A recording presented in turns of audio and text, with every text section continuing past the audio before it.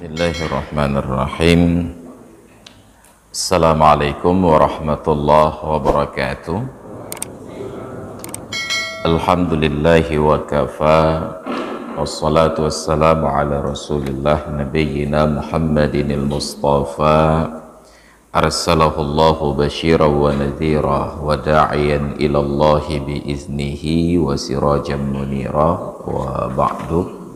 Hadirin dan hadirat jamaah salat subuh dan pengajian yang dirahmati Allah, telah sampai kajian kita tentang arkanus shalah dalam bab sifatus shalah, rukun-rukun salat, dari dalam judul umum tata cara pelaksanaan salat. Yang pertama dulu adalah tentang niat. Para ulama menyatakan niat itu wajib dengan salah satu dari dua tujuan. Tujuan yang pertama dari niat adalah untuk membedakan antara praktek ibadat dengan adat istiadat. Misal mandi itu ada mandi ibadat, ada mandi adat. Apa makna mandi adat? Mandi yang menjadi aktivitas dan kebiasaan sehari-hari. Supaya terlihat beda, supaya menjadi beda dengan mandi yang ibadah, ada kala mandi wajib dan mandi sunat, perlu adanya niat.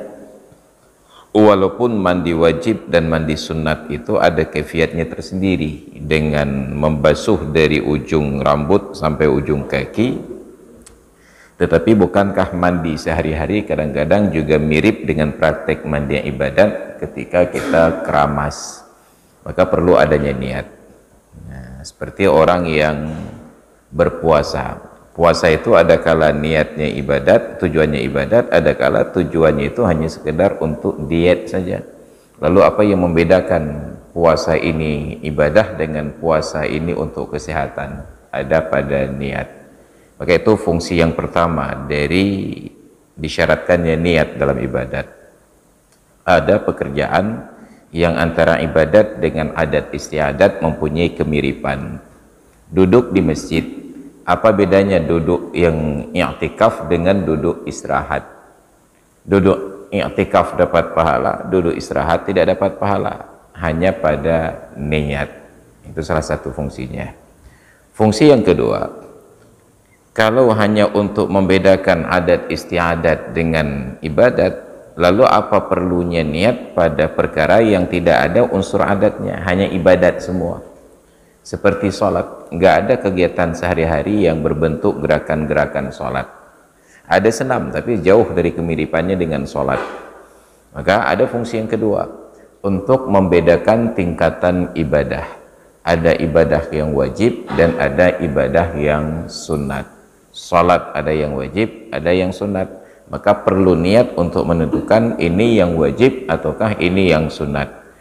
Sebab sebahagian dari praktek ibadah salat yang wajib itu sangat mirip dengan ibadah yang sunat. Seperti pada salat subuh tadi. Qabliyah subuh dengan salat subuh itu sangat mirip. Jadi kalau ada orang melihat kita datang ke masjid salat sunat, salat 2 rakaat, mereka tidak tahu apakah sholat ini sholat fajar atau qabliyah subuh, ataukah itu sholat subuh, karena sangat mirip. Kita menyatakan bahwa pada sholat subuh ada kunut, itu bagi yang berkunut. Bagi yang tidak berkunut menjadi sangat mirip. Bahkan yang berkunut pun boleh untuk tidak mempraktikkan kunut karena kedudukannya sunat. Maka perlu niat yang membedakan antara yang wajib dan yang sunat. Dasar hukum tentang niat ini ada beberapa ayat Al-Quran, salah satunya wa ma umiru illa liya'budullaha mukhlishina lahuddin. Tidaklah mereka itu diperintahkan kecuali untuk beribadah kepada Allah dalam keadaan mengikhlaskan niat kepadanya. Kemudian dalam hadis riwayat Sayyidina Umar bin Khattab radhiyallahu anhu, innamal a'malu binniyat. Hanya saja amalan itu diukur, dibalas berdasarkan niat. wa innama likulli imri'in ma nawa, dan masing-masing orang mendapatkan pahala sesuai dengan niatnya. Yang harus kita sepakati adalah bahwa tidak ada pengajaran dari Rasulullah, para sahabat, tabi'in dan tabi'in cara berniat itu dalam kaifiat yang tertentu.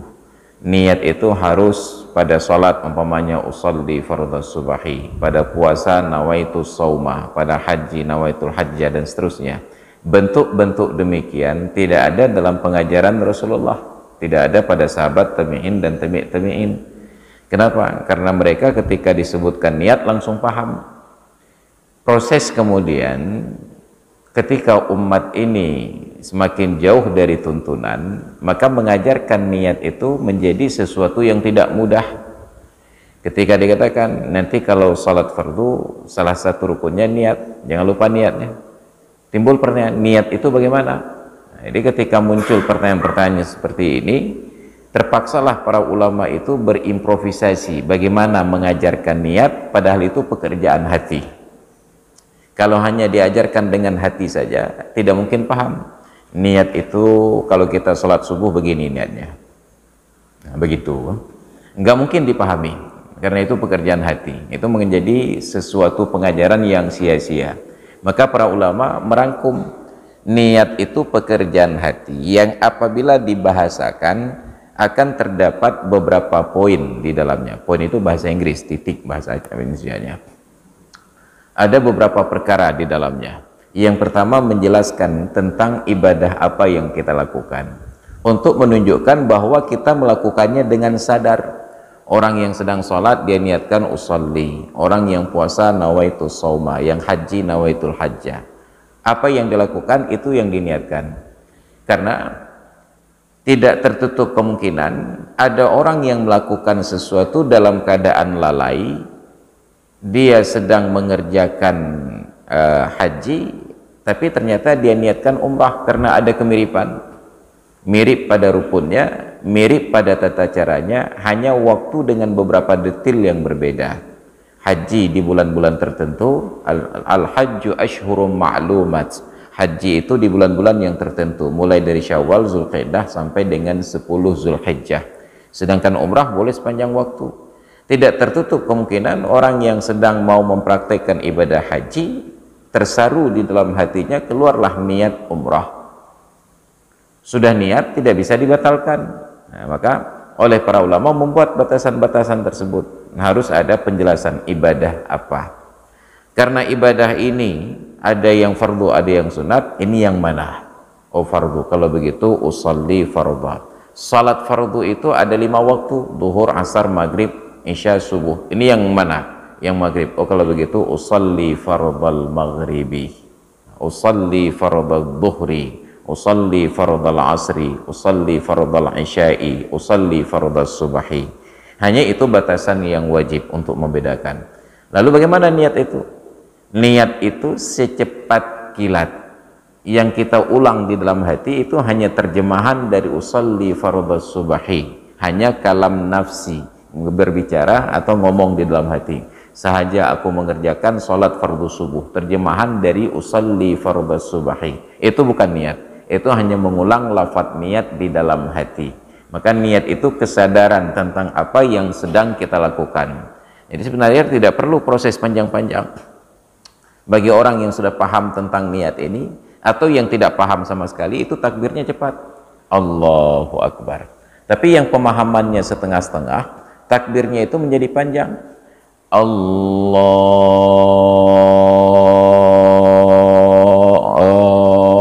Akbar. Nah, kenapa bisa panjang? Karena salah pikir tentang niat. Dia kira niat itu menerjemahkan kalimat usolli fardhu dhuhri arba'a raka'atin mustaqbilal qiblati ada alillahi ta'ala. Sahaja aku niat menunaikan salat fardu zuhur 4 rakaat menghadap kiblat karena Allah Ta'ala. Itu jadi panjang. Belum lagi nanti ada yang memahami tentang wajibul istihdar. Wajib di dalam niat itu menghadirkan praktek ibadat yang kita niatkan. Menghadirkan itu diterjemahkan dengan menghafal rukun yang 13 tadi di dalam takbir. Itu lebih kacau lagi. Bayangkan 14 rukun itu harus ada di dalam Allahu Akbar. Berapa panjang Allahu Akbar ya? Bahkan kita hafal dengan cepat ya, niat takbir, berdiri, Fatihah, rukuk, i'tidal, sujud, dan enggak selesai itu. Enggak cukup nafas kita untuk menerjemahkan semuanya di dalam salat. Maka makna dari istighfar, menghadirkan itu adalah gambaran utuh tentang praktek ibadat itu terbayang di dalam benak kita saat kita katakan salat, umpamanya langsung terbayang bahwa salat itu adalah sebuah praktek ibadat yang terdiri dari 14 rukun dengan syarat-syaratnya. Bagaimana pemahamannya? Analogi yang paling mudah, misalnya bapak atau ibu bertanya ke saya nanti setelah selesai pengajian, Ustaz, dari Cot ke kemari naik apa? Saya jawab, dengan mobil. Nah pertanyaannya, ketika saya sebut mobil itu, yang terbayang di benak kita yang mendengar apakah pelan-pelan? Mobil, bumper, kap, kaca depan, mesin, ban tirap, kursi? Enggak, langsung terbayang sebuah kendaraan yang disebut mobil. Maka ketika kita sebutkan usolli, aku niat mengerjakan sholat, langsung terbayang di benak kita sebuah aktivitas ibadat yang tersusun dari 14 rukun ini. Jadi bukan menghadirkan rukun satu demi satu, kacau ya. Maka kalaulah kita ngomong dengan orang lain, hadirnya gambaran satu-satu, itu untuk menyampaikan sebuah informasi saja perlu waktu tidak kurang dari 5 menit. Ampun aja niku ngan Honda ban 2 boh, metin saboh, tempat duduk na tetang, kaca spion panjang, oh nyah Honda ka betul. Jadi nggak perlu proses begitu. Jadi istighfar itu gambaran utuhnya langsung terbayang di benak. Kalau salah gambaran utuhnya dari apa yang diucapkan, itu baru dianggap tidak ada istighfar. Dia mengerjakan sholat tapi yang terbersit di dalam hatinya i'tikaf saja, aku niat i'tikaf di masjid ini karena Allah Ta'ala, Allahu Akbar, itu yang salah niat. Maka hakikatnya orang yang sadar atas apa yang dia kerjakan dengan aspek-aspek hukumnya itu sudah berniat. Jadi nggak perlu proses niat itu berpanjang-panjangan Allah. Nah, itu ada yang salah niat namanya, atau salah paham tentang niat.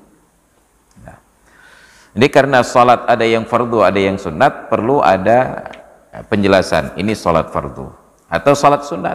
Nah, dinyatakan Bismillahirrahmanirrahim. Walau kanatis salatu al-maf'ulatu naflan ghaira mutlaqin karrawatibi was sunanil muaqqatati aw dhata sababi fayajibu fiha at-ta'yinu bil idhafati ila ma yu'inuha kasunnatid dhuhri al-qabliyyata awil ba'diyyati wa illam yuakhiril qabliyyah. Maka apabila salat sunat yang dikerjakan tersebut adalah salat sunat yang bukan salat sunat mutlak, nanti ada salat sunat mutlak namanya. Salat sunat mutlak ini ketika kita sedang duduk-duduk beristirahat atau beraktivitas, kita berpikir, saya mau ibadat, ini sholat apa lagi? Saya sholat sajalah. Enggak ada waktu, enggak ada sebab. Allahu Akbar. Itu niatnya, usolli sunnatan lillahi ta'ala. Aku niat sholat sunat karena Allah Ta'ala. Enggak dijelaskan sunat tahiyatul masjid, sunat rawatib qabliyah ba'diyah, sunat duha, ataupun sunat tahajud umpamanya. Ini disebut sholat sunat mutlak. Salat sunat yang seperti inilah yang makruh pada saat seperti sekarang. Setelah salat subuh selesai, sebelum terbit matahari, salat sunat mutlak itu makruh untuk ditunaikan. Kenapa? Karena kata sebagian para ulama, setelah salat subuh sampai terbit matahari itu saat sedang berkembangnya tunas-tunas jin. Sama seperti pada saat maghrib menjelang terbenam matahari. Makanya dulu orang tua kita punya sebuah kearifan, menjelang terbenam matahari tidak boleh lagi ada yang berkeliaran di luar. Anak mit hanjit bau luar tengah tinjah, jin tengah lumpat-lumpat, kata orang tua.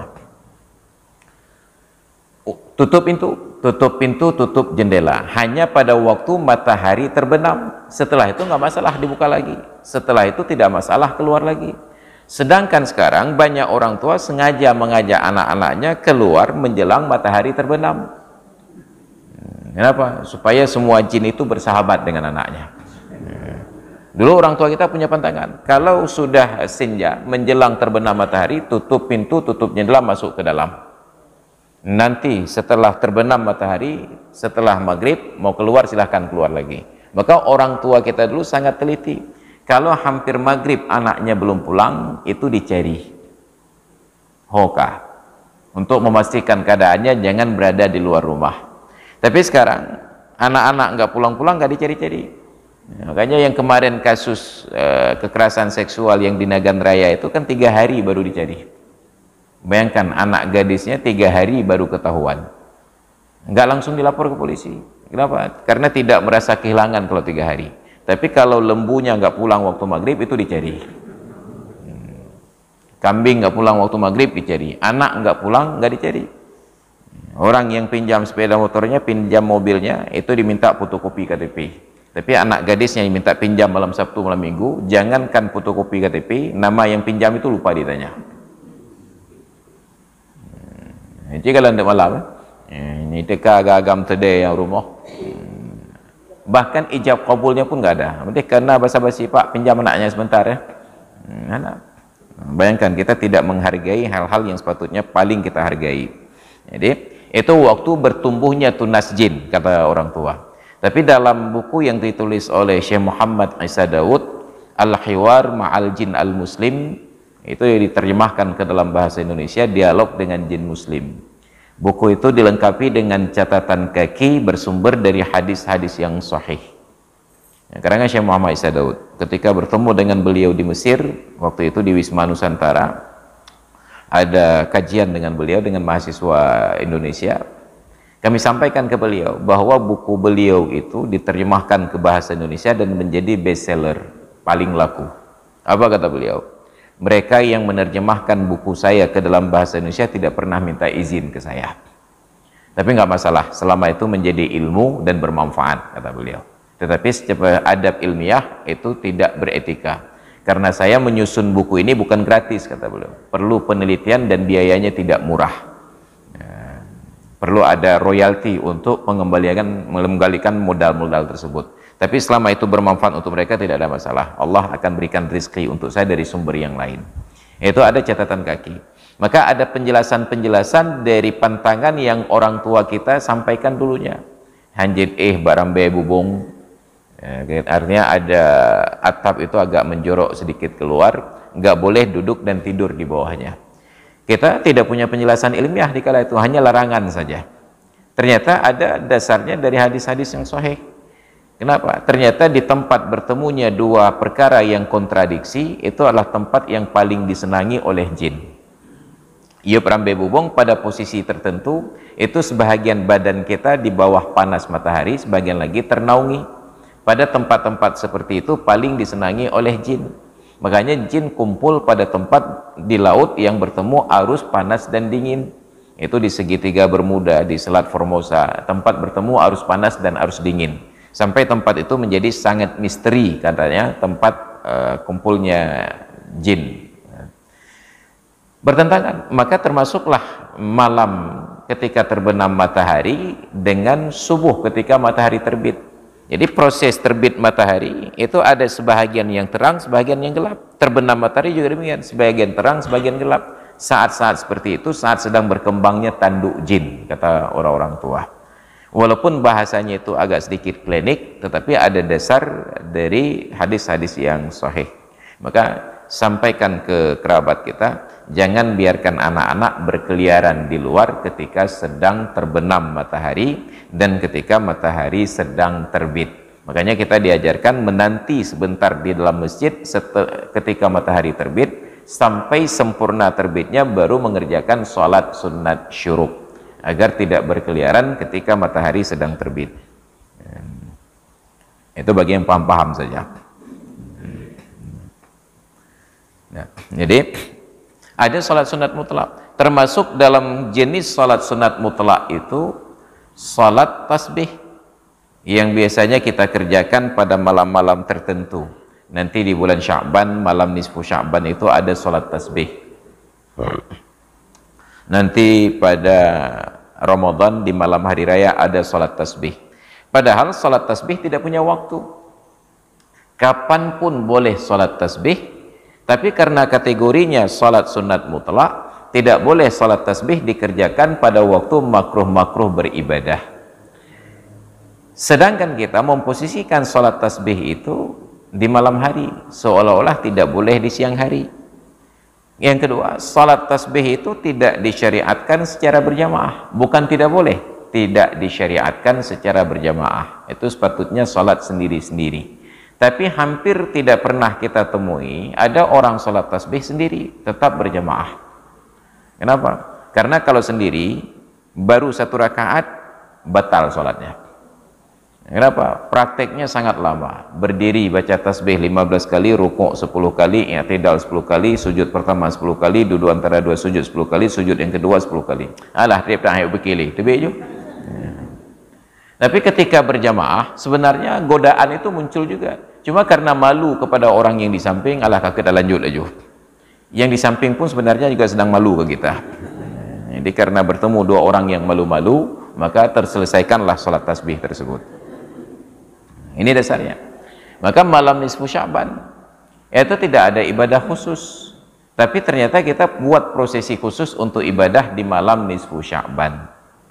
Tidak ada ibadah khusus malam nisfu Sya'ban. Hanya salah kita persepsikan hadis Nabi yang menyatakan amalan umatku diangkat di bulan Sya'ban. Di dalam hadis itu riwayat dari Usamah bin Zaid.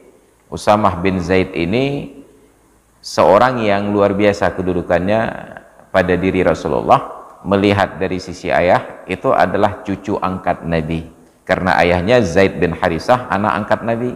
Tapi melihat dari sisi ibunya, dia adalah adik angkat Nabi. Kenapa? Karena ibunya adalah ibu angkat Nabi juga, yaitu Ummul Aiman Barakatul Habasyiyah. Nabi katakan ketika Usamah bertanya, "Ya Rasulullah, kenapa engkau sangat sering berpuasa di bulan Sya'ban?" Apa kata Nabi? "Dzaka syahrun yaghfulu anhu katsirum minan nasi baina Rajab wa Ramadan, fihi turfa'u a'malu ummati, fa uhibbu an turfa'a amali wa kuntu sha'iman." Bulan Sya'ban itu adalah bulan yang paling banyak dilalaikan oleh manusia karena kedudukannya di antara Rajab dan Ramadan. Apa makna dilalaikan? Orang hanya fokus ke bulan Rajab karena bulan haram dan bulan Ramadan, sehingga bulan Sya'ban yang biasa-biasa saja ini tidak dianggap ada. Kecik itu kalau di kampung sangat berharga, tapi ketika duduk diapit oleh gubernur dengan wali kota, nggak ada yang minta foto dengan Pak Kecik.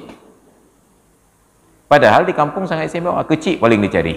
Tapi begitu duduk Pak Kecik diapit di antara gubernur dengan wali kota, hana muta pakai foto. Bahkan ada yang suruh pindah Pak Kecik. Ini wahlai tak Pak Kecik, nak foto tak gubernur.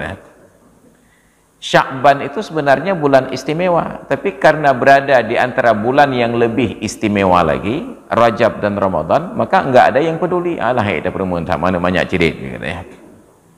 Maka kalau kita ingin terlihat hebat, jangan duduk dekat dengan orang yang lebih hebat dari kita. Yang gaduh kehebatan aja. Makanya saya malas datang ke tempat abu-abu. Anda lima habu dia. Nah, bulain lebih hebat lah. Kita duduk jauh-jauhnya baru lihat. Ngau-ngon orang ya ke Mekah yang duduk, orang kampung Kameng. Nah, itu tentang nisfu Sya'ban. Padahal Nabi hanya menyatakan bukan nisfunya, hanya bulan Sya'bannya. Di bulan itu diangkat amalan umatku, bukan catatan, amalan yang diangkat. Tidak disebut tanggalnya pada nisfu, karena Nabi tidak tahu kapan diangkat. Maka kata Nabi, fa uhibbu an turfa'a amali wa kuntu sha'iman. Maka aku senang ketika amalanku diangkat, aku dalam keadaan berpuasa. Kalau Nabi tahu diangkat di tanggal 15 nisfunya, Nabi hanya puasa hari itu saja. Tapi karena Nabi tidak tahu di tanggal berapa, maka Nabi perbanyak puasa. Siapa tahu salah satu hari yang beliau puasa adalah hari yang bertepatan dengan diangkatnya amal. Itu sama seperti misterinya malam Lailatul Qadar. Tapi tiba-tiba pagi kita sudah ada kesempatan bahwa amalan diangkat pada nisfu Sya'ban. Ini kesilapan yang sangat fatal dari pemahaman hadis tersebut.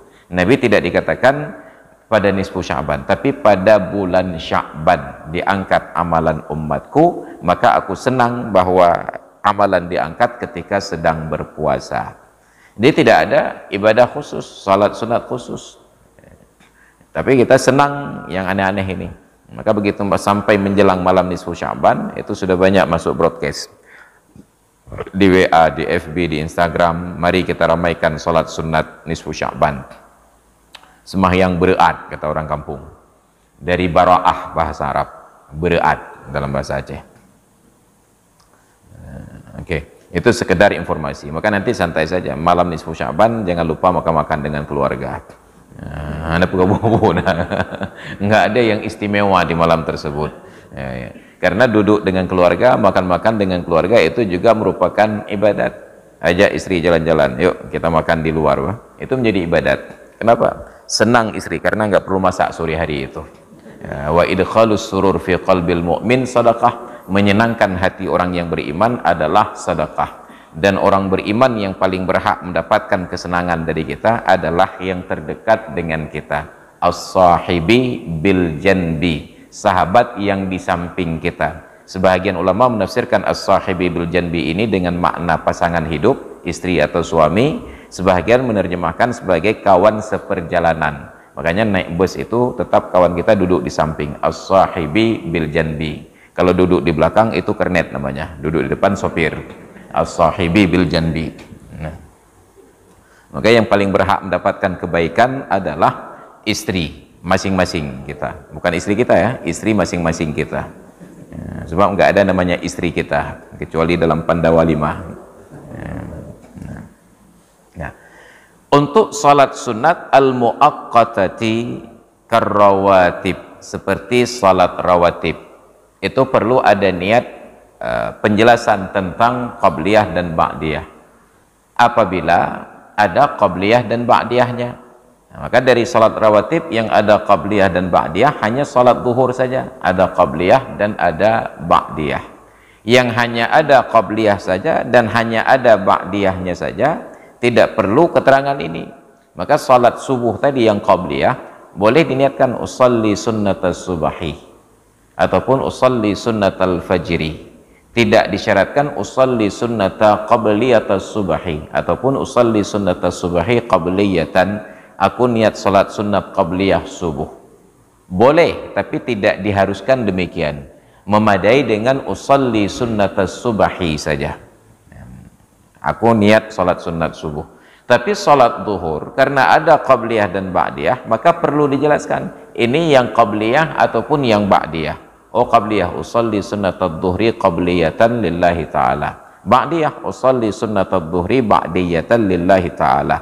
Wa in lam yuakhiril qabliyata, sekalipun sunat qabliyah itu tidak ditunda setelah selesai salat fardunya. Itu menunjukkan bahwa salat rawatib qabliyah boleh dikerjakan setelah selesai salat fardu. Artinya kita yang tadi tidak sempat salat sunat qabliyah subuh, tidak sempat salat sunat fajar, karena sampai ke masjid sudah qomat, langsung salat. Pertanyaannya, ini kan besar sekali fadilah salat sunat fajar. Iya, kapan lagi dikerjakan? Kerjakan setelah selesai salat subuh. Tapi itu kan waktu makruh tahrim mengerjakan salat. Iya, makruh tahrim untuk salat sunat yang tidak ada sebab. Ini ada sebabnya. Apa sebabnya? Ada waktunya, karena belum sempat dikerjakan sebelum subuh. Hanya untuk mengerjakannya perlu keseragaman pemahaman lebih dahulu, baru boleh dikerjakan di masjid. Bila tidak, lebih baik kerjakan di rumah, karena bila dikerjakan di masjid, kita yang mengerjakan berpahala, yang lain berdosa semua. Udah salam, udah selesai wirid, langsung kita bangkit berdiri, usalli sunnatas subahi raka'ataini lillahi ta'ala. Itu semua mata melotot ke arah kita, yang pakai pegalan 3-4 nyenci bid'ah tok-tok. Padahal boleh salat sunat rawatib qabliyah boleh dikerjakan setelah, tetapi salat rawatib ba'diyah tidak boleh dikerjakan sebelum. Kenapa? Karena salat setelah keluar waktu masih boleh dikerjakan, tapi salat yang belum masuk waktu tidak boleh dikerjakan. Ada orang dulunya ketika masih normal penerbangan ke Jakarta, itu ada pesawat Garuda yang terbang jam 4 sore. Jam 4 itu waktu asar kita di Aceh. Dia berpikir, ini saya belum sholat asar, boardingnya 4 kurang sedikit. Kalau sudah naik pesawat, nanti nggak bisa sholat. Baru mendarat di Jakarta, sudah waktu Isya. Oke lah, maghrib bisa jamak takhir. Ini sholat asar bagaimana? Kalau begitu, daripada lewat sholat asar nggak saya kerjakan nanti dalam waktu, lebih baik saya kerjakan sebelum masuk waktu. Tidak boleh. Tidak sah, tidak dianggap ibadah. Bila sengaja melakukan demikian, tahu tidak boleh, hukumnya malah berdosa. Kenapa? Mengerjakan sholat sebelum masuk waktunya. Tapi kalau sudah lewat waktu, ada ketentuannya. Dan dicontohkan oleh Nabi. Nabi melewatkan sholat subuh dengan para sahabat dalam sebuah perjalanan. Tidur, pasang tenda, Nabi perintahkan agar ada yang piket berjaga dan bergantian. Dan beliau katakan, barang siapa yang dapat giliran jaga di waktu subuh, hendaklah membangunkan kami. Atas kehendak Allah, semua mereka ketiduran, termasuk yang piketnya. Terbangun oleh terpaan sengatan panas matahari pagi mengenai wajah mereka. Nggak ada pohon untuk berlindung di padang pasir. Terbangunlah, kaget para sahabat ini. Ya Rasulullah, salat subuh bagaimana? Salat subuh bagaimana? Kata Rasulullah, kita keluar dulu dari lembah ini adalah lembah setan, kata Nabi. Sampai kita lupa waktu. Maka bergeraklah berjalan, ketika berpindah ke sebuah dataran tinggi, baru Nabi berhenti, instruksikan seorang sahabat untuk kumandang azan, yang lain berwudhu, bersuci, mengerjakan sholat sunat qabliyah subuh itu sudah sekitar jam 9 atau jam 10. Maka dari peristiwa itu para ulama sepakat bahwa sholat qabliyah subuh apabila luput pelaksanaannya sudah lewat waktu, tetap disunatkan untuk mengerjakannya. Ada kalanya nanti kita dalam perjalanan kelelahan dan lain sebagainya, telat sholat subuh jam 8 ataupun jam 9. Apakah pada saat itu tidak ada qabliyah subuh? Tetap sunat untuk diqadha. Kenapa? Karena Nabi mengerjakan sholat qabliyah subuh itu dengan para sahabat ketika sudah sekitar jam 9 atau jam 10 pagi. Baru kemudian qomat dan sholat subuh berjamaah pada sekitar jam 9 dan jam 10 pagi. Nah pertanyaannya, pernah nggak di Masjid Al-Falah ini sholat subuh berjamaah pada jam 9 atau jam 10 pagi? Kalau tidak pernah berarti bid'ah itu. Kenapa? Karena Nabi pernah melakukannya. Makanya di dalam bab salat berjamaah nanti, bismillahirrahmanirrahim. Dalam bab salat berjamaah disunnatkan salat fardu itu berjamaah walau qadaan, walaupun salatnya salat qada, tetap disunnatkan berjamaah. Itu keadaan. Makanya salat qabliyah itu masih ada waktu setelah mengerjakan salat fardu, tapi salat ba'diyah belum masuk waktu apabila dikerjakan sebelum salat fardu. Berkembang nanti pada salat jamak takdim dan jamak takhir. Pada jamak takhir tidak berlaku tertib.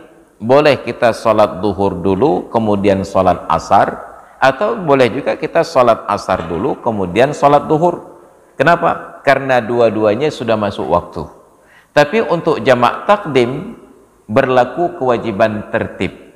Sholat duhur dulu baru boleh sholat asar. Kenapa? Karena sholat asar belum masuk waktu dan kedudukan sholat asar setelah sholat duhur. Maka kalau belum mengerjakan sholat duhur langsung sholat asar dulu pada jamak takdim, tidak sah sholat asarnya. Setelah salat asar itu baru kita kerjakan salat duhur. Salat duhurnya sah, tapi salat asarnya tidak. Kenapa? Karena waktu asar belum masuk dan urutannya belum ada.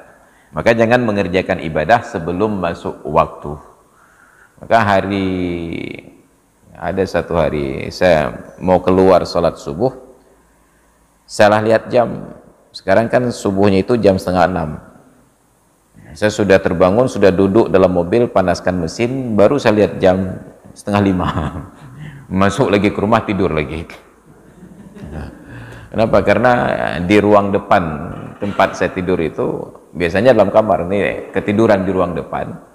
Ketika saya setel jamnya, istri saya yang setel, ternyata jarum pendeknya itu tidak pas posisi. Jadi kalau baru bangun tidur kehanatan pah mata dagalan. Yang terlihat di mata saya pada jam itu sudah jam 5:30. Nah, maka langsung saya berwuduk, pakai pakaian, buru-buru keluar, masuk dalam mobil, tengah duduk tuh mesin. Baru saya lihat jam, 5:30. Nah, untung tidak ada yang lihat. Masuk ke dalam 5:30. Nah, masuk lagi. Jadi kalau sempat dikerjakan, misalnya tidak ada pengajian salat subuh, buru-buru pada saat itu tidur lagi, maka sungguh salat itu tidak sah. Tapi kalau sudah lewat waktu, jam 8 baru saya bangun tidur, saya salat subuh, semua orang sepakat bahwa itu sah.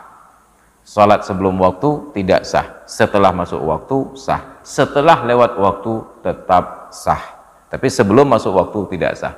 Maka tidak boleh, ini Pak Ustadz saya berencana nanti naik pesawat, mau terbang ke Amerika, ini kayaknya duhur, asar, maghrib, dan isya nggak sempat dalam perjalanan. Biarlah saya salat dulu sekarang, salat subuh, duhur, asar, maghrib, dan isya. Musabohan sah.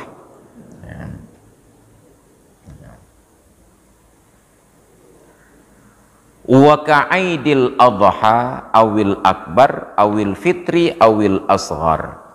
Juga demikian disunnatkan menentukan niat itu pada salat seperti salat Idul Adha ataupun Idul Akbar ataupun Idul Fitri ataupun Idul Asghar. Jadi dalam literatur fikih, salat Id yang paling besar itu adalah hari raya Idul Adha. Hari raya yang kecil Idul Fitri. Tapi di Indonesia dan di Aceh terbalik. Idul Fitri yang paling besar, Idul Adha yang paling kecil. Di Arab itu Idul Fitri cuma libur 2 hari. Hari pertama dan hari kedua, hari ketiga masuk kantor. Idul Adha liburnya sepekan, 7 hari. Apa mereka nggak mudik? Mudik juga, cuma mudik di Mesir itu nggak jauh-jauh sekali, terjangkau. Sama seperti orang Malaysia, mudiknya itu terjangkau dalam durasi waktu 6 jam dengan mobil. Di Indonesia, mudiknya itu prosesnya saja seminggu, baliknya proses seminggu. Makanya ada acara mudik sampai dibentuk kementerian khusus, namanya Menteri Mudik. Masa kerjanya hanya 12 hari dalam setahun, 14 hari dalam setahun, H-7 dengan H+7. Malaysia itu kan terhubung semua, daerah-daerah negara persekutuan, kemudian kerajaan-kerajaan itu terhubung dengan jalan lingkar. Mereka mudik dalam 6 jam itu sudah mencapai ujung negeri. Dari Kuala Lumpur sudah sampai ke Kelantan yang berbatasan dengan Thailand. Sampai hanya dalam waktu 6 jam. Sedangkan di Indonesia dari Jakarta ke Aceh nggak sampai 6 jam, 3 hari 3 malam. Nah, kecuali kalau nanti sudah ada jalan tol Trans Sumatera itu yang sudah selesai, itu mungkin bisa terjangkau dalam waktu 1 hari 1 malam. Itu dengan kecepatan rata-rata 120 km per jam tanpa istirahat. 1 hari 1 malam selesai, sampai insya Allah. Kalau tidak sampai ke Aceh, insya Allah sampai ke akhirat. Dunia kecelakaan. Kenapa? Karena di jalan tol itu ada semacam hipnotis, hipnotol itu. Kenapa? Yang pertama jalannya lurus, membosankan.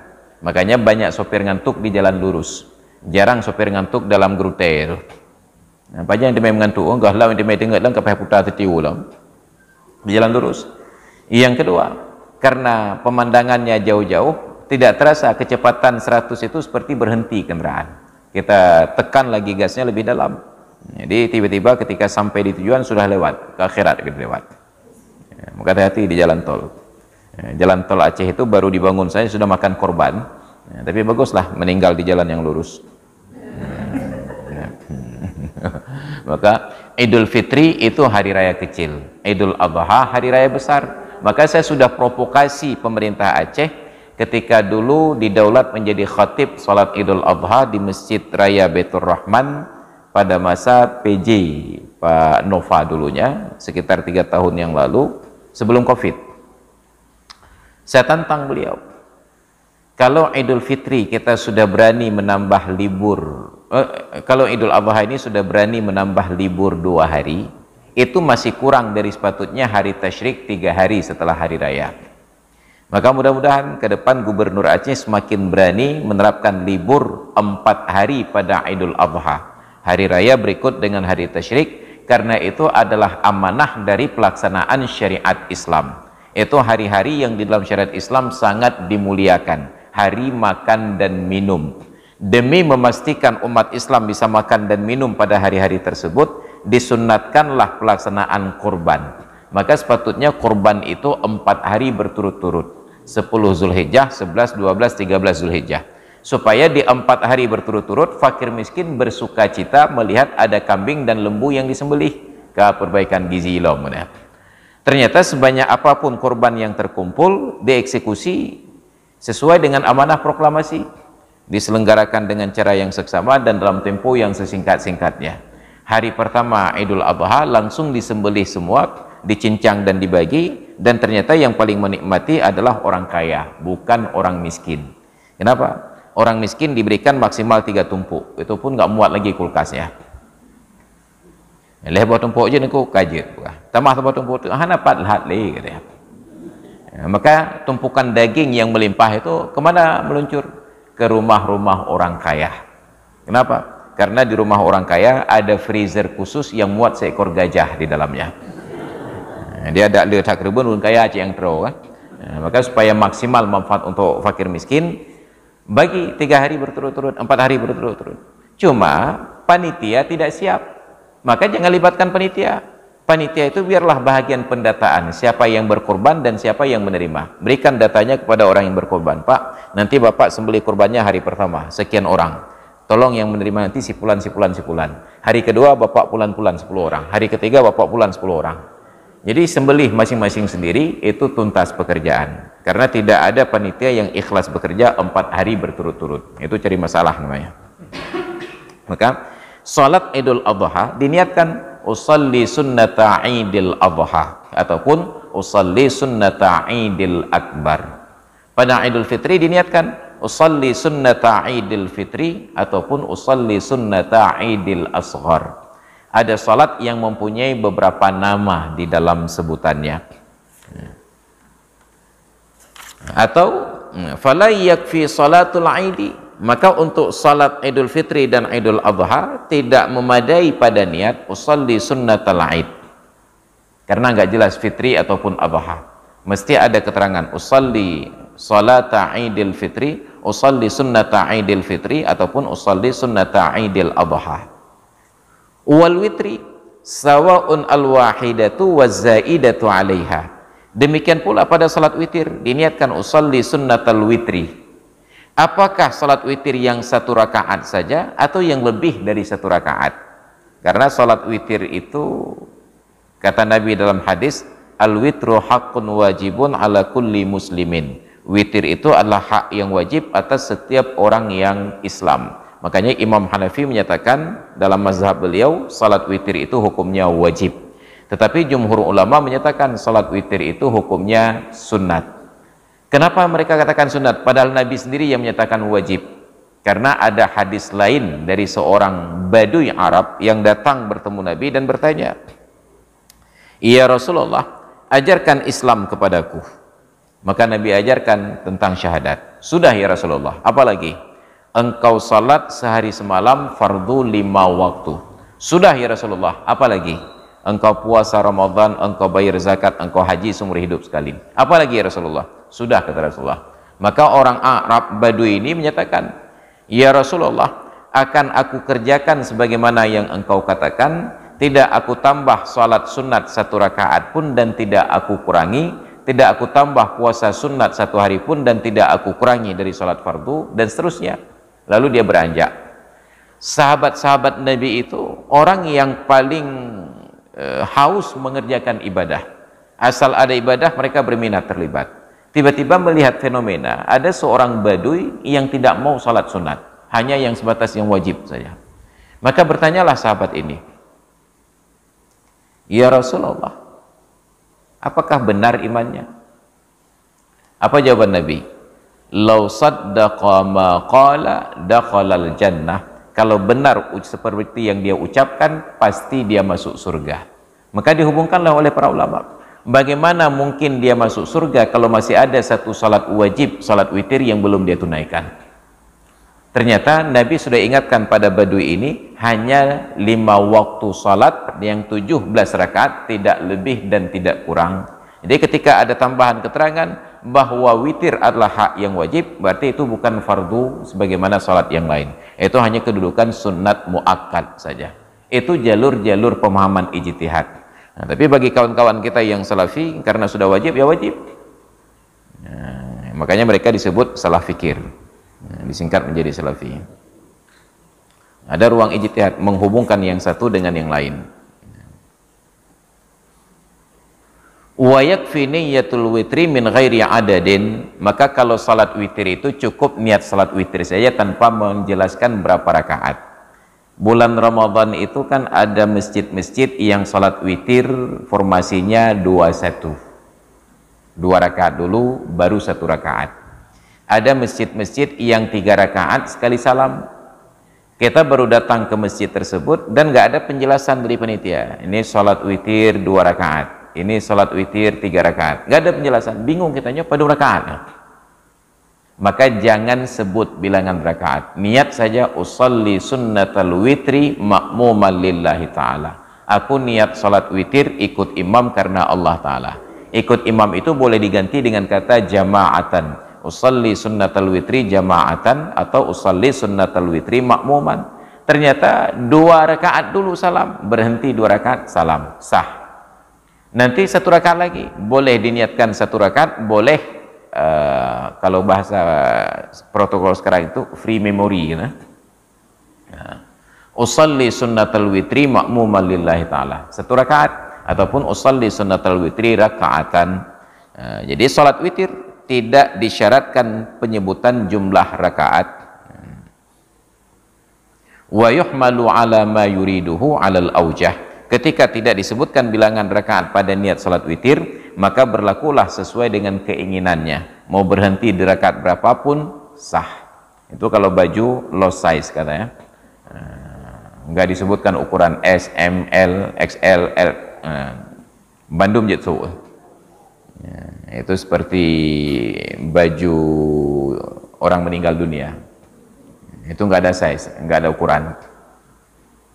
Ya, itu tentang niat sholat. Maka niat itu disederhanakan. Dibuatlah contoh di sini. Mana contoh niat sholat? Ka usalli fardhu dhuhri.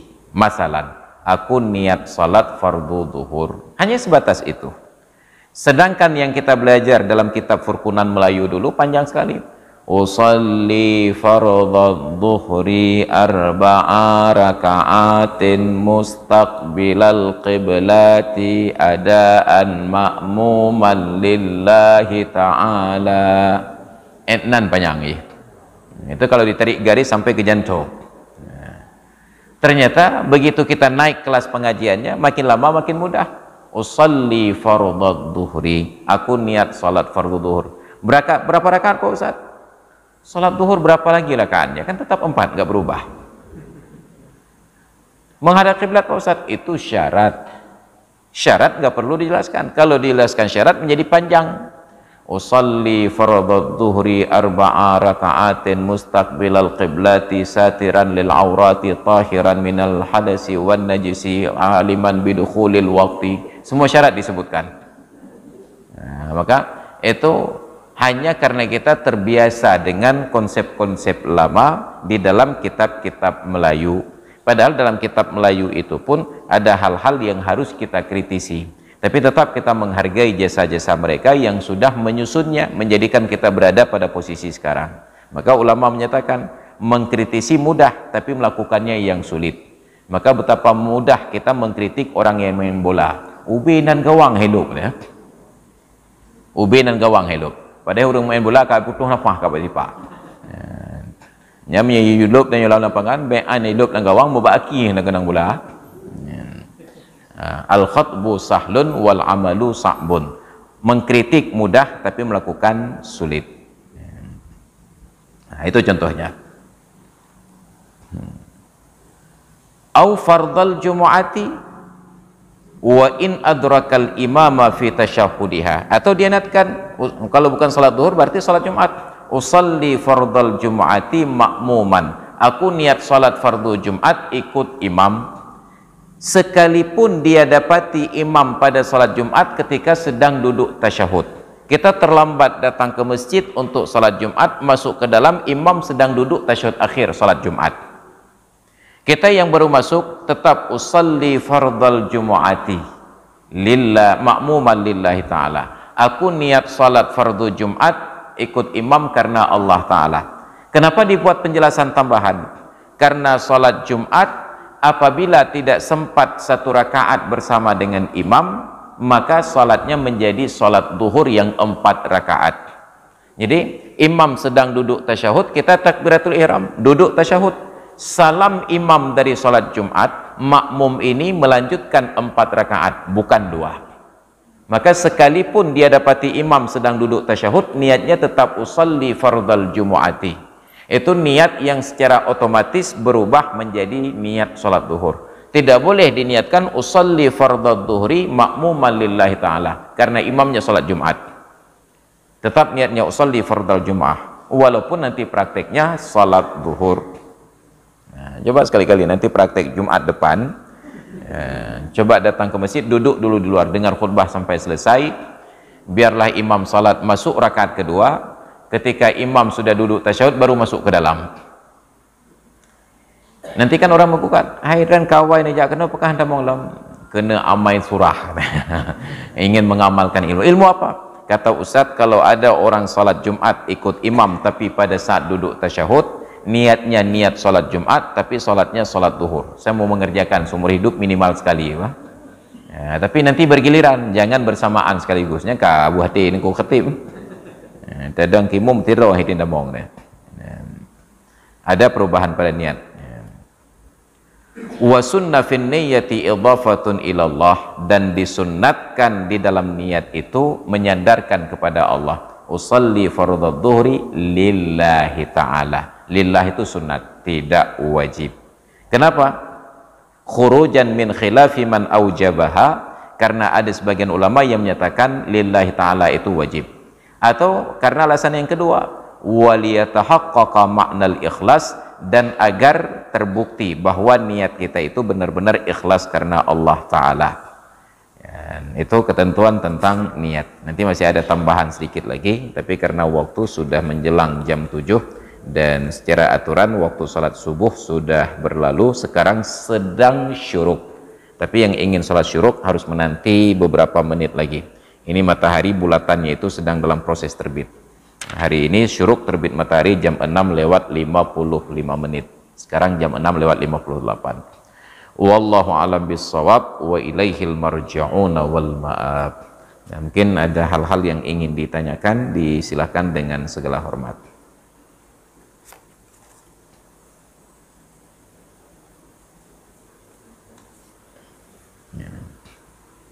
Ya, silakan bila ada pertanyaan.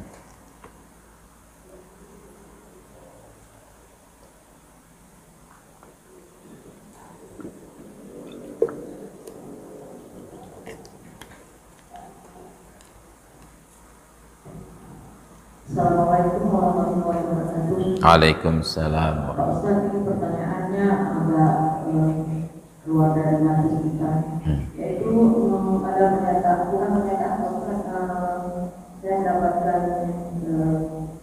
kisah Rasulullah yang menyatakan bahwasanya di waktu kita ruku dan bangkit dari ruku, yang menyatakan sallallahu alaihi wasallam dan mengucapkan kata Rabbana wa ta'ala, itu Rasulullah melihat malaikat 30 malaikat mencatat siapa yang duluan mengatakan Rabbana wa ta'ala.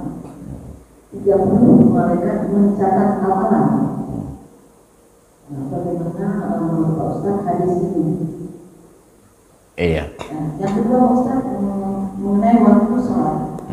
Saya melihat di media, bukan di televisi, ada astronom dari Muslim yang melaksanakan sholat di pesawat antariksa. Itu bagaimana astronom itu menetapkan waktu sholatnya. Adapun mungkin kalau hadap kiblat itu mana saja mungkin sah. Jadi menentukan waktu salatnya terima kasih Ustaz. Assalamualaikum warahmatullahi wabarakatuh. Waalaikumsalam warahmatullahi wabarakatuh. Kalau hanya 30 malaikat yang mencatat, sedikit sekali. Sedikit sekali. Itu dari sisi makna sudah agak tidak nyambung dengan hadis. Karena dalam hadis itu selalu malaikat dalam jumlah yang sangat banyak untuk mencatat fadilah-fadilah ibadat. Cuma dari sisi yang lain, sebenarnya saat bangkit dari ruku' tetap bacaannya itu takbir Allahu Akbar. Terjadi perubahan ke sami Allahu liman hamidah karena suatu hari Sayyidina Abu Bakar Siddiq radhiyallahu anhu terlambat sampai ke masjid ketika Nabi sedang ruku'. Begitu beliau sampai melihat Nabi ruku', beliau bersyukur, alhamdulillah masih sempat satu rakaat dengan Nabi. Takbiratul ihram, ruku' beliau. Ucapan alhamdulillah dari Abu Bakar ini langsung direspon oleh Allah dengan memerintahkan malaikat Jibril turun memberitahukan kepada Nabi bahwa Allah Ta'ala mendengarkan pujian Abu Bakar tersebut. Maka Rasulullah sampaikan berita gembira itu langsung saat bangkit dari sujud, dari ruku'. Sami'allahu liman hamidah. Allah telah mendengar orang yang memujinya. Ketika dipraktekkan saat itu oleh Nabi, berulang-ulanglah setiap kali sholat berikutnya, pada saat bangkit dari ruku' berganti dari takbir Allahu Akbar kepada tasmi' Sami'allahu liman hamidah. Itu sebagai apresiasi terhadap Abu Bakar yang sangat menyesal karena terlambat hadir ke masjid, tapi masih sempat ruku' dengan Nabi. Baru nanti yang tidak diketahui oleh orang lain, apa yang dibaca oleh Nabi ketika berdiri setelah Sami Allahu liman hamidah. Dijelaskan dalam hadis yang lain. Innama ju'ilal imamu liyu'tamma, hanya saja dijadikan imam itu untuk diikuti. Fa idza kabbara fakabbiru, apabila imam sudah bertakbir, bertakbirlah kalian. Sampai pada bab ruku' dan i'tidal Nabi katakan, fa idza qala sami Allahu liman hamidah faqulu rabbana walakal hamdu. Dan apabila imam itu sudah mengucapkan sami Allahu liman hamidah, maka kalian katakanlah rabbana lakal hamdu. Nah, selain mazhab Syafi'i menyatakan bangkit dari ruku' hanya imam yang sami Allahu liman hamidah, selain dari imam membaca rabbana walakal hamd. Di Arab itu kan ada muballigh namanya. Setelah takbir imam ada takbir kedua, itu muballigh. Allahu Akbar, Allahu Akbar, itu suara muballigh. Tapi ketika bangkit dari ruku', imam mengucapkan Sami'allahu liman hamidah Rabbana walakal hamd. Itu karena mereka bermazhab Hambali. Imam Syafi'i mengkaji hadis ini. Ini perintah dari Rasulullah. Di dalam hadis tersebut, kalau imam takbir, kalian takbir. Apabila imam ruku', maka kalian ruku'. Apabila imam i'tidal, kalian i'tidal. Kalau imam katakan Sami Allahu liman hamidah, maka kalian katakan Rabbana walakal hamd. Artinya kata beliau, urutannya itu sudah jelas, tapi ada sesuatu yang belum jelas. Kalau kita buat analoginya begini, ini cara berpikir dalam mazhab Syafi'i, bukan untuk mencari pembenaran atas praktek kita. Kita ada anak dua orang, abang dengan adiknya. Ketika abangnya mau ke pasar, adiknya mau ikut. Dia bilang, "Mak, adik mau ikut juga." Maka kita bilang, kalau kamu mau ikut abang, nanti kalau abang sudah bangun, kamu bangun. Abang udah pakai baju, kamu pakai baju. Kalau abang sudah naik sepeda motor, kau kenapa pegang ke laju? Kalau abang sudah naik sepeda motor, pegang di pinggangnya. Maka payah leh. Artinya ada bahagian yang tidak lagi perlu dijelaskan, karena itu sudah diketahui dari urutan. Kalau abang bangun, kamu bangun. Kalau abang sudah pakai baju, kamu pakai baju. Kalau abang naik sepeda motor, ada yang tersembunyi. Kamu naik sepeda motor juga, pegang di pinggangnya. Yang dia tidak tahu hanya pegang di pinggang, karena abangnya nggak berpegang di pinggang. Nah, maka Imam Syafi'i menyatakan, kita sudah paham dari ucapan Nabi, kalau imam takbir kita takbir, imam ruku' kita ruku', imam i'tidal kita i'tidal. Yang kita tidak tahu, ketika imam sudah mengucapkan Sami Allahu liman hamidah, kita mendengar kalimat itu, apa yang berikutnya. Nah, maka barulah dibaca di dalam tasbih ketika sedang zikir, ketika sedang i'tidal, Rabbana lakal hamdu mil'us samawati wa mil'ul ardi wa mil'u ma syi'ta min syai'im ba'du. Itu yang membedakan mazhab Syafi'i dengan mazhab jumhur, Hanafi, Maliki, dan Hambali. Satu. Yang kedua, astronot itu sudah di luar orbit bumi, di bulan, baru sampai ke bulan. Belum sampai ke planet yang lain. Planet Mars itu belum berada manusia yang berani. Mereka hanya berani mengirim sepupu dekatnya, simpanse. Karena kalau meninggal di sana nggak ada keluarganya yang menuntut ganti rugi. Nah. Di bulan itu orbitnya berbeda. Walaupun bisa melihat bumi, tetapi kan posisi Ka'bah bisa jadi tersembunyi. Karena putarannya dia menghadap pada sisi bumi yang tidak ada Ka'bah. Maka pada saat itulah berlaku ayat Al-Quran, fa aynama tuwallu wujuhakum fasamma wajhullah. Kemanapun kalian hadapkan pandangan kalian, di sanalah Allah itu kalian dapati. Maka itu ayat berlaku pada orang-orang yang tidak tahu lagi di mana arah kiblat. Nah, satu. Maka boleh menghadap kemana saja. Sama kayak kita yang tersesat di dalam hutan yang lebat di tengah malam, mau salat isya nggak tahu kemana arah kiblat. Salat kemanapun yang kita hadap, pasti sah salatnya. Ada empat orang ini masing-masing berijtihad sendiri. Yang satu kesimpulannya ke sana, satu ke sana, satu ke sana, satu ke sana. Masing-masing salat beradu punggung. Sah salat semuanya. Baru tidak sah apabila ada yang ikut yang berbeda. Kenapa? Masing-masing adalah mujtahid kiblat. Tinggal penentuan waktu. Waktu salat ini jangankan di bulan, di bumi saja bermasalah. Di Denmark, di Swedia, itu yang dekat dengan kutub, itu bulan Ramadan ada kalanya berpuasa sampai 20 jam dalam sehari. Kapan? Di musim panas, 20 jam, malamnya sebentar saja. Di Mesir musim panas itu masuk waktu maghrib jam 8, waktu subuh jam 4. Maghrib jam 8, subuh jam 4, malamnya hanya sebentar saja. Tapi di musim dingin, subuh jam 6, maghribnya jam 5. Maka paling enak puasa musim dingin. Kenapa? Karena biasanya kalau libur sekolah, libur kuliah, setelah sholat subuh tidur, bangunnya jam 2. Tunggu sebentar sudah asar, tunggu sebentar sudah maghrib, lebih jam lagi puasa. Itu di musim dingin. Nah, di tempat-tempat yang tidak ideal waktu seperti ini, sampailah ke kutub. Di kutub itu bagaimana menentukan waktu salat padahal matahari tidak terbenam dalam 24 jam sehari. Makanya di kutub itu bukan tempat yang layak untuk manusia. Jangankan manusia, bahkan matahari pun malas berkunjung ke sana.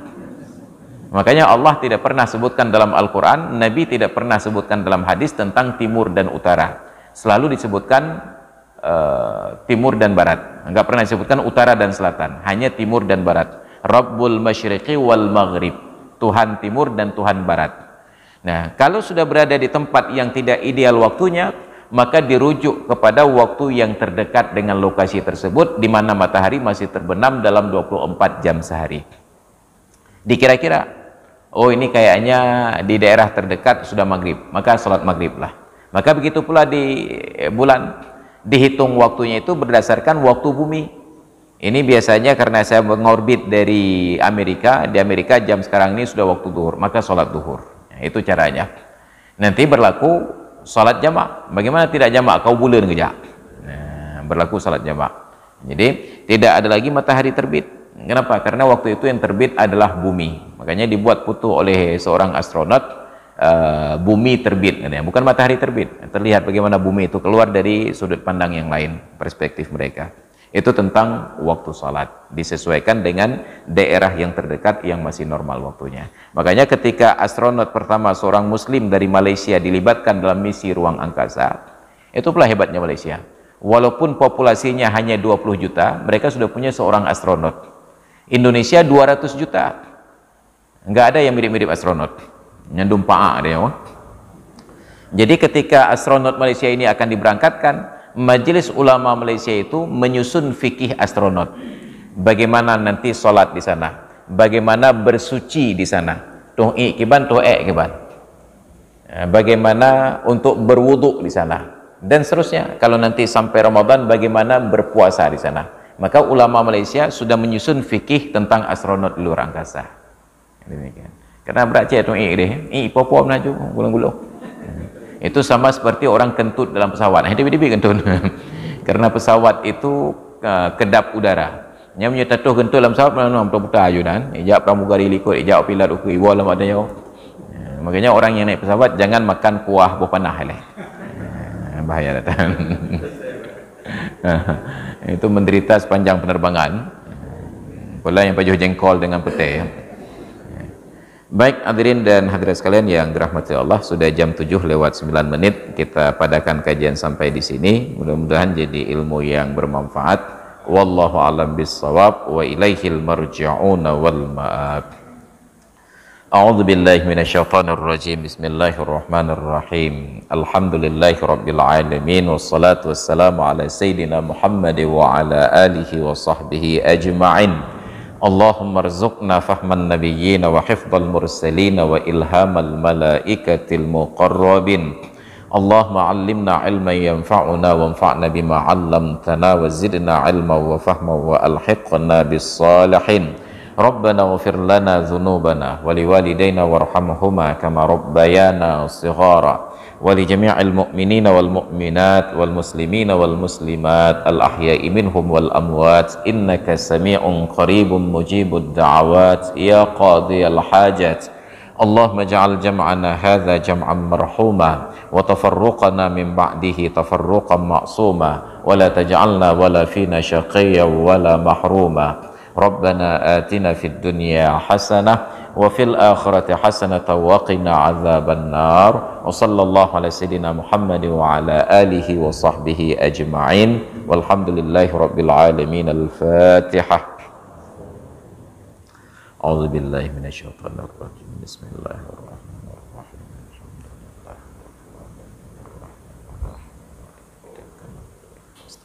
Dana siratal mustaqim siratal ladzina sallallahu ala sayyidina Muhammad wa sallallahu alaihi wasallam sallallahu ala sayyidina Muhammad sallallahu alaihi wasallam sallallahu ala sayyidina Muhammad ya Rabbi salli alaihi wasallim. Hadanallahu wa iyyakum ajma'in. Assalamualaikum warahmatullahi wabarakatuh.